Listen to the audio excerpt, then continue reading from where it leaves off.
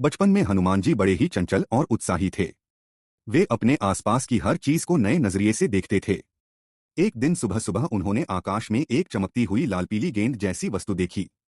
वह और कुछ नहीं बल्कि सूर्य था। हनुमान जी ने सोचा, यह तो कोई बहुत ही स्वादिष्ट लाल फल है, शायद पका हुआ आम या अमरूद होगा। इसे मुझे जरूर खाना चाहिए। यह सोचकर वे आकाश की ओर कूद पड़े। उनकी शक्ति इतनी प्रबल थी कि उन्होंने पलक झपकते ही आकाश को पार करना शुरू कर दिया। वे सीधे सूर्य की ओर बढ़ने लगे। सूर्यदेव अपने रथ में आकाशमार्ग से यात्रा कर रहे थे। अचानक उन्होंने देखा कि एक छोटा सा वानर बालक हनुमान जी उनकी ओर तेजी से आ रहा है। सूर्यदेव चकित हुए। वे समझ गए कि यह कोई साधारण बालक नहीं हो सकता। तभी देवराज इंद्र ने भी देखा कि एक वानर बालक सूर्य को निगलने जा रहा है। अगर सूर्य निगल लिया गया तो संपूर्ण जगत अंधकार में डूब जाएगा। सृष्टि का संतुलन बिगड़ जाएगा। इंद्र ने तुरंत अपने वज्र बिजली के अस्त्र से हनुमान जी पर प्रहार कर दिया।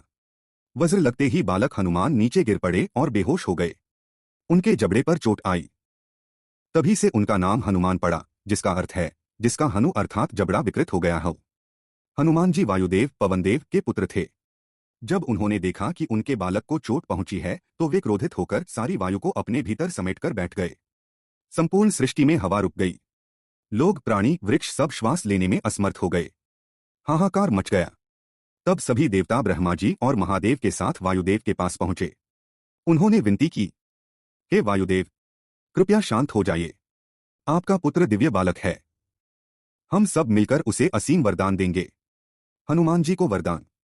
फिर देवताओं ने मिलकर हनुमान जी को अजय और अमर बनाने के लिए अनेक वरदान दिए। ब्रह्मा जी ने वर दिया कि कोई भी शस्त्र हनुमान जी को मार नहीं सकेगा। शिवजी ने असीम बल और बुद्धि दी। इंद्र ने आशीर्वाद दिया कि अब उनका वज्र उन्हें कभी हानि नहीं पहुंचाएगा। वरुणदेव ने कहा कि जल उन्हें कभी नहीं डुबो पाएगा। अग्निदेव ने आशीर्वाद दिया कि अग्नि उन्हें कभी नहीं जला पाएगी। सूर्यदेव ने भी उन्हें तेज ज्ञान और विद्या का वरदान दिया और बाद में उनके गुरु भी बने। सूर्य से शिक्षा। जब हनुमान जी बड़े हुए तो उन्होंने सूर्यदेव से विद्या प्राप्त करने का निश्चय किया। सूर्यदेव ने पहले कहा, मैं तो निरंतर रथ पर गमन करता हूं, एक पल भी स्थिर नहीं रहता।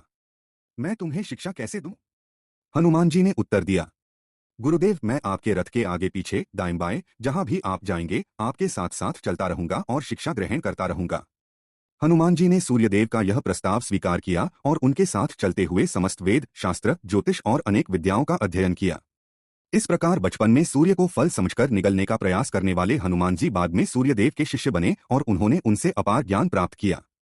यही कारण है कि हनुमान जी केवल बलवान ही नहीं अपितु अत्यंत विद्वान भी माने जाते हैं।